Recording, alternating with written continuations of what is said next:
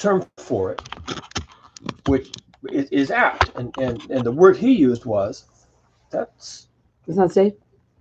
well, so long as you don't bump anything, I guess it's okay. Mm-hmm. Trump's term for it, his term for it was "Make America Great Again." Right, right, yeah. Which is weird because you don't know how to use this. You go up and you down. just do this, okay? You have to Okay. hold it in the back Alright. and tilt it in the front, okay? Good. That's Yeah. to be down a little bit. He called it "Make America Great Again." Now, people like that because they like greatness. Oh, we'll just be great. Whatever that means, right? It means whatever it means. It's so ambiguous, it can mean whatever you want it to mean. Mm-hmm. Make America Great Again. Now, me, since I'm allowed to interpret it just like everybody else does, Right. I interpret "Make America Great Again" as being, this is the America that went on a genocidal tirade against the Native Americans. This is the America that interred the Japanese. This is the America that enslaved the blacks and stole their labor from them. So from the American Indians, yeah. Right. This is the America that refused to welcome the Irish immigrants fleeing famine and demonized them for 3 generations. Turned the Jews away from. Yeah, this is the America that turned the Jews away, escaping Hitler, sent them back to go to Auschwitz and die in the gas chambers. So is that the America we're going to make great again? Because I don't think any of that shit was great. Right, all right? Right. And I also don't like the America that rewrote history so that none of that happened. Mm-hmm. And didn't teach that. Now, if you go to Germany and go to school there, they teach in their German schools, they teach the rise of Adolf Hitler and democratic or National Socialism, whatever it was called, the Nazi Party. Okay. Oh, is it called National Socialism? Is that what you called it? Called it socialism. That's where Nazi comes from. Oh. It's a Okay. Be quiet. If you take National Socialism, translate it into German, and then shorten it, you get Nazi. Okay. Okay. Socialism. Okay. If you take National Socialism, I didn't know that. and you say it in German, and then you contract it, you get Nazi. Okay. Because German words are really long. No one says German words. They just shorten them. We don't say German words. We shorten them. All right. I didn't know That's okay. It had socialism in it. Yeah, I know. You don't know much. So you're trying to learn these things, okay? All right. You don't know much about history. I know. I don't know why. You're all hippy dippy. So,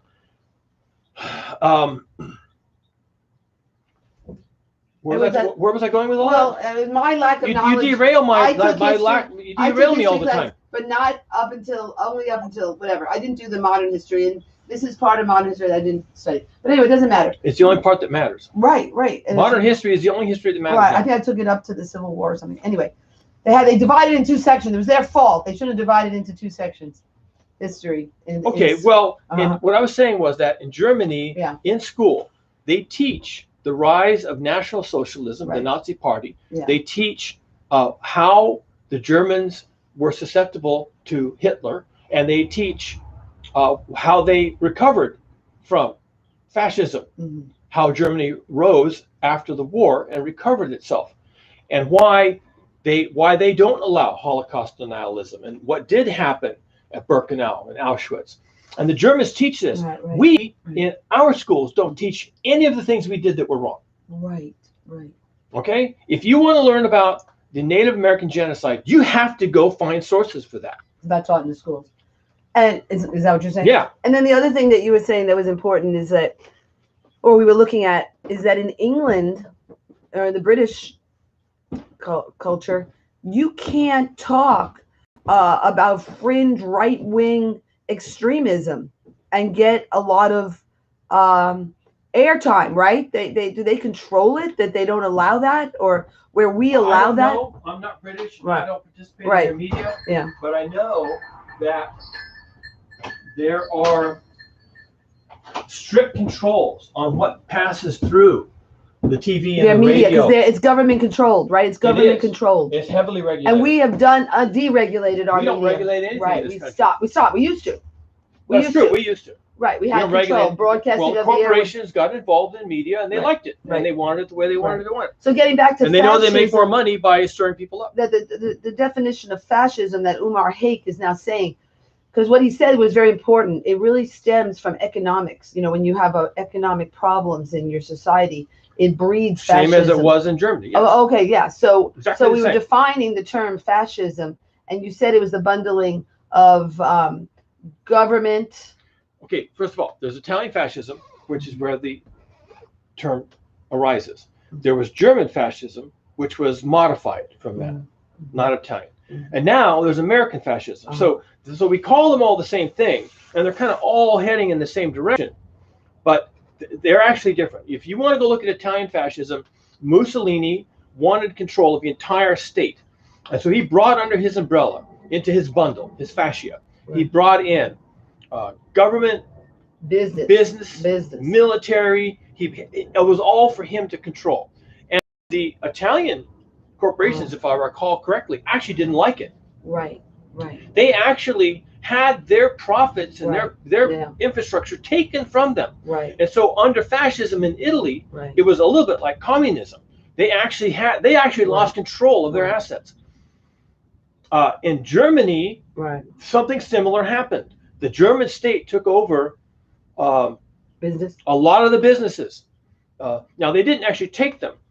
They allowed the industrialists to run their business, but they had to take their marching orders, what they're going to make and how much of it, from the government. Okay. Yeah. Now, in America, it's actually been turned around a little bit. Corporations are telling the government what to do. Right. All right. So that's a little different. Oh, but then I was just thinking about it and how right now with the whole thing with COVID and this rise of fascism, in this violence, insurrection, we could talk about that it was the taking over of business. Because when we shut down the restaurants, you saw that. She says the guns are drawn against. Okay, stop. You just said something that's wrong. Government never took over business. Yeah, but they did. They said no outdoor dining. Okay, they did not take over business. No, they didn't. But they shut it down. Words are important, and you're not using the right ones. They regulated business. Okay, regulated. Any way you touch business in America, now business is bad. Business runs the government. Right. Businesses are accustomed to telling the government what to do. Right. And if you go to Sacramento and you hang out in the halls of Congress in Sacramento, okay? Well, legislative. Yeah, legislative. What you'll see are armies of lobbyists, hundreds of them a day, sweeping in and out. And they write the legislation. And they write 99% of the legislation. Right. And same thing with the city. And then the government, they're happy to eat donuts and drink coffee all day and just rubber stamp these things. That's they got paid because they got a job from the government. The businesses. They get a paycheck. The businesses made their job. They get a paycheck from the state, which is us. Right. Okay. We pay them. And what they do is they pass legislation given to them by corporations. Because then when they run for office, whatever, doesn't matter. Yes, absolutely correct, but it doesn't matter. But the point I'm trying to make is that, whereas in Italy, fascism was the government taking over corporations and bringing it into the state. In America, it's the opposite. Same effect, but it was the corporations taking over government. Okay, but now when we regulated it under COVID, there has been resistance. Okay, well, why would they want to be told what to do by their slaves? Right, exactly. And now they're taking them to court.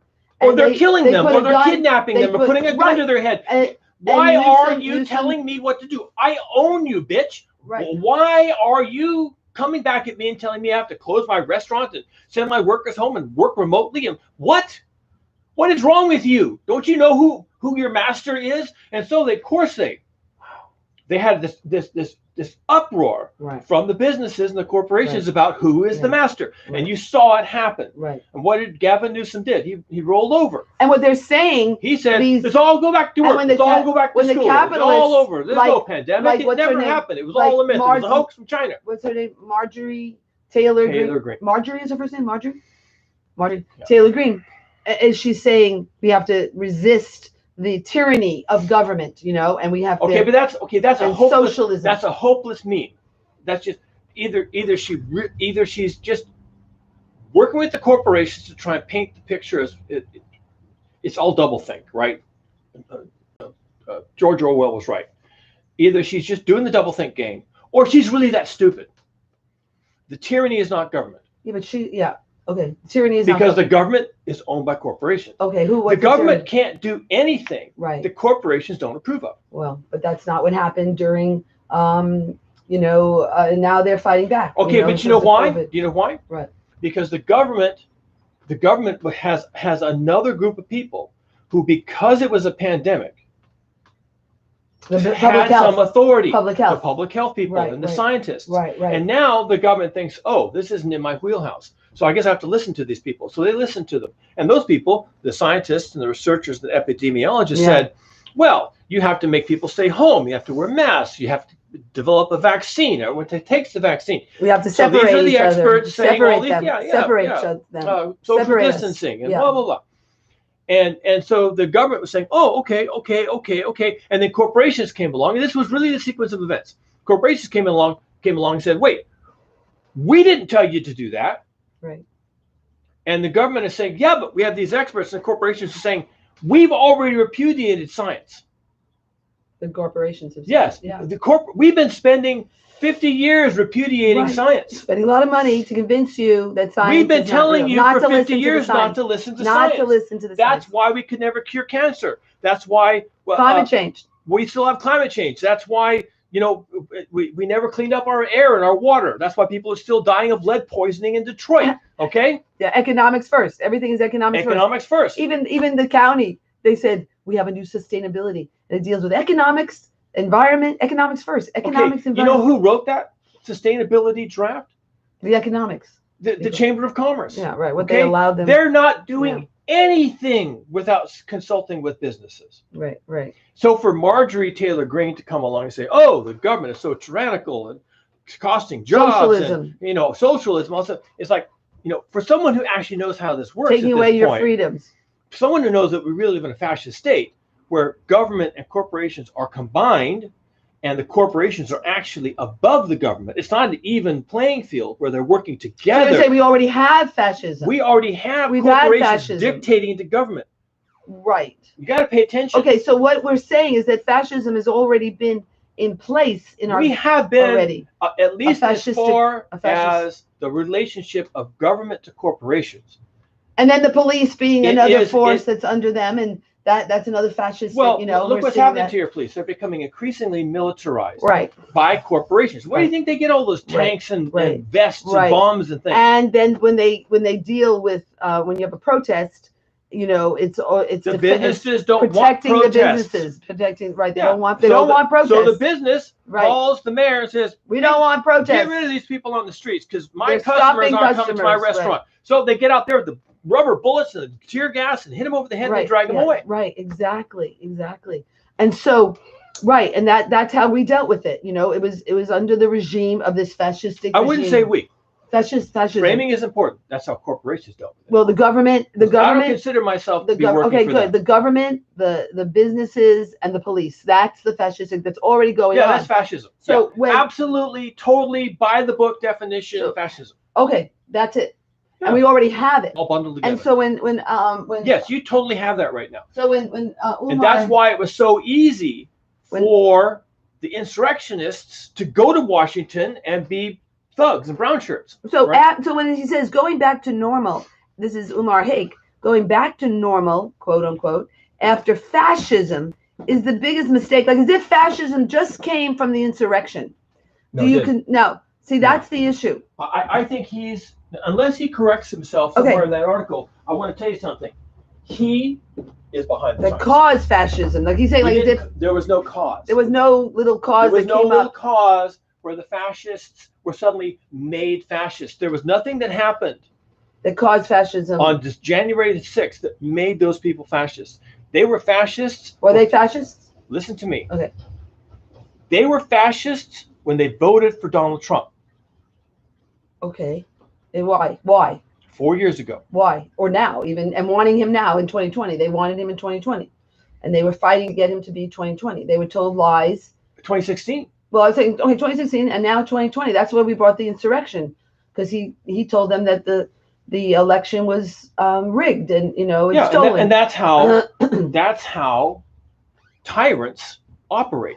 But Donald Trump, as a tyrant and a totalitarian, was operating in what is already a proto-fascistic state. Right. Okay. Right. We do not have full-blown fascism. We have what's called proto-fascist. Fascism light. Fascism light. We are on the path. Right. Now, total fascism would be president for life. Yeah. police state, right, suspension of the Constitution. right. Okay? Right. So that's full-blown fascism. That's what they always do. And in some ways, then they wanted full-blown fascism. Yes. They were wanting Donald Trump, even though he didn't win. I can guarantee you, if those people had broken into the Congress and found the representatives still sitting there, taking them hostage, we would be in a fascist state today.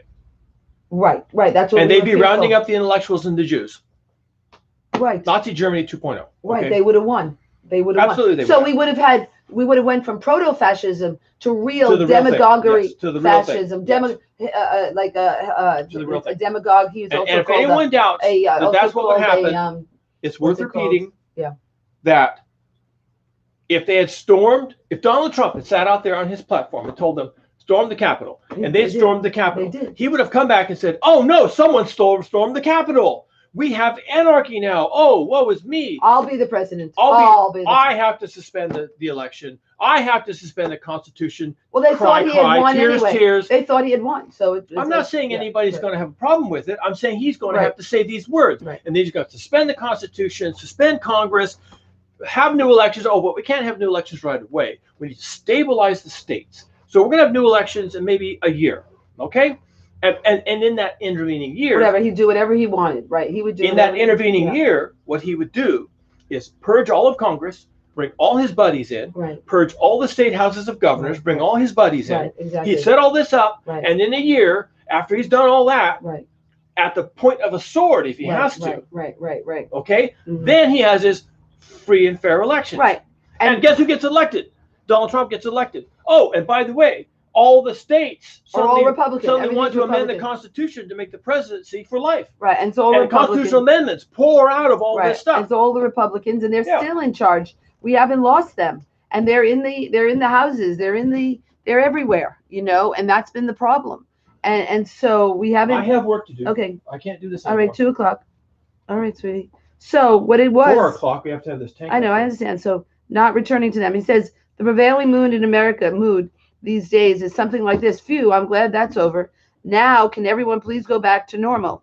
But a society can't just go back to normal after fascism. And what we're saying is that was full-blown fascism. Hitler was a dictator, and it would be a dictatorship more like that. Yeah. And that's what Donald Trump was about, was being a dictator. Wasn't listening to the science, did whatever he wanted, right? And he said that the election was a fake, and he had no proof of that. He was just a dictator, right? Basically, right? Wouldn't you call him a dictator? Yeah. What?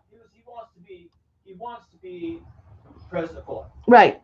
As if to pretend that nothing much ever happened, trying to brush it desperately under the rug. America's making a big mistake. After fascism, you can't go back to normal.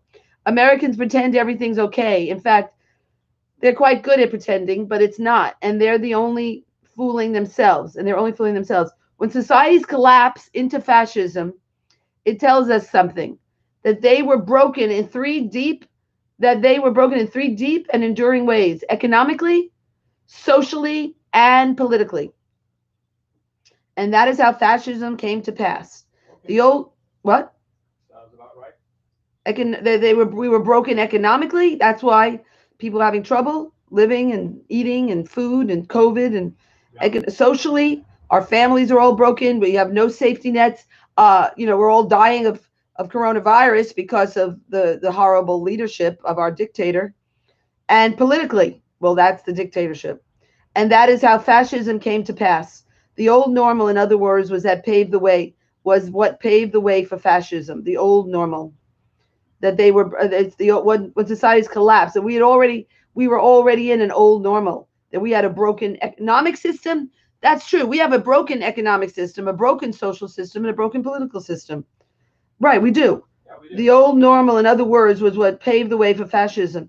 To press for a return to normal, that therefore is to simply create the likelihood that fascism will simply fester and erupt all over again at the slightest opportunity.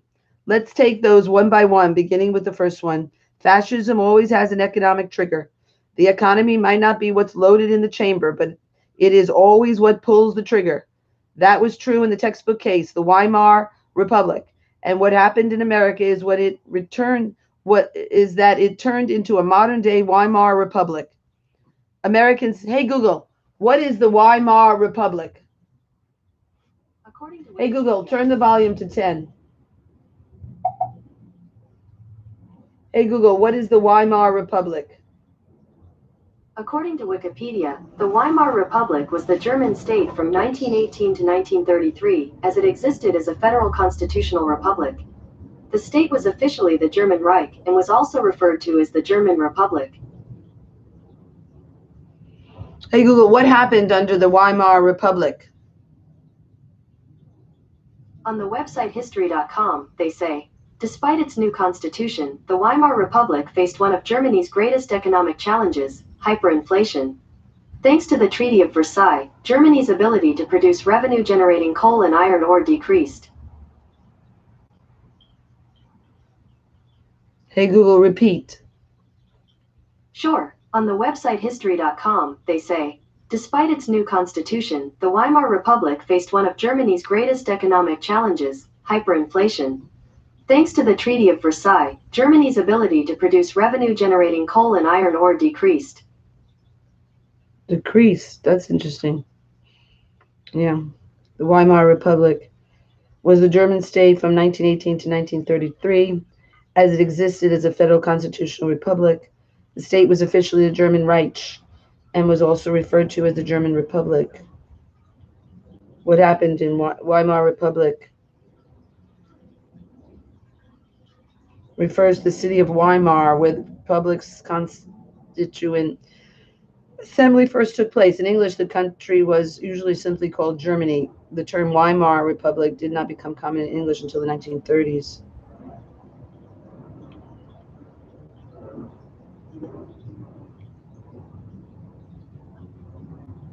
After 4 years of hostilities in World War I, from 1914 to 18, with heavy losses, Germany was exhausted and sued for peace under desperate circumstances.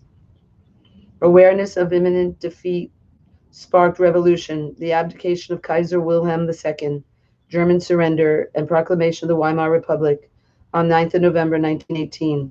From 1918 to 23, the Weimar Republic faced numerous problems, including hyperinflation, political extremism with contending paramilitaries, as well as contentious relationships with the victors of the First World War.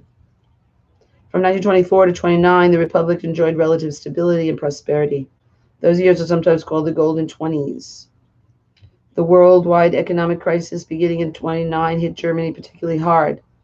29. High unemployment led to the collapse of the coalition government, and from March 30, various chancellors ruled through emergency powers granted by the president. The period ended with Adolf Hitler's appointment as chancellor on 30th day of 1933, which is like today. Is this the 30th? Hey Google, what's today? Hey Google, what is today?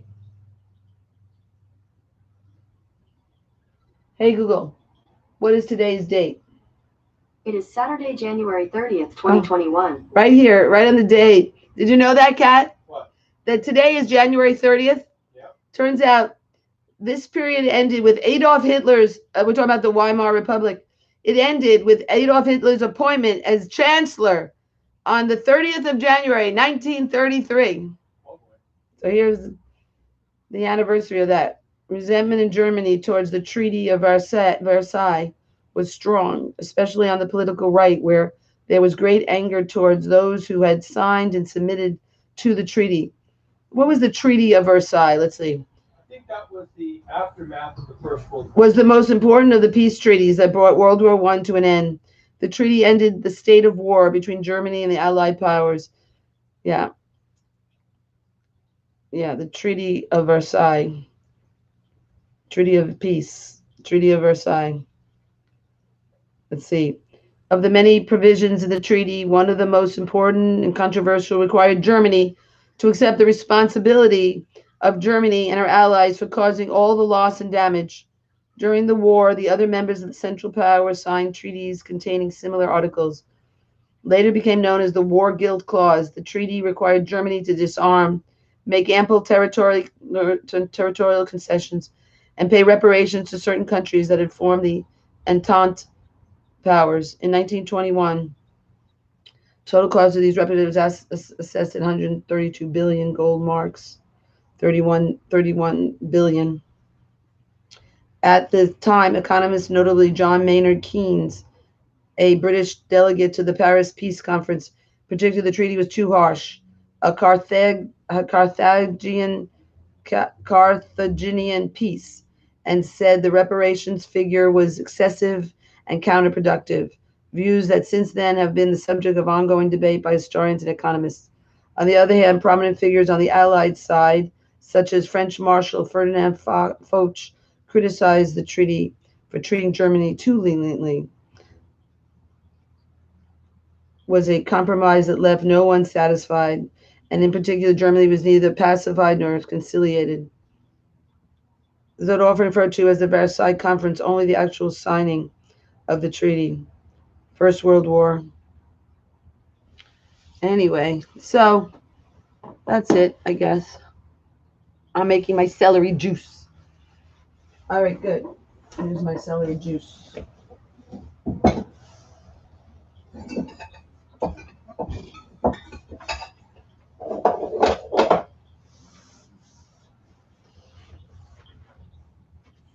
I guess I can turn it off. So I guess this talk was about fascism, and that UMAIR HAQUE has a talk about fascism and its roots in economics, problems with economy, our social environment, and our politics. So I guess I could read the whole thing, but not now. Speak to you later.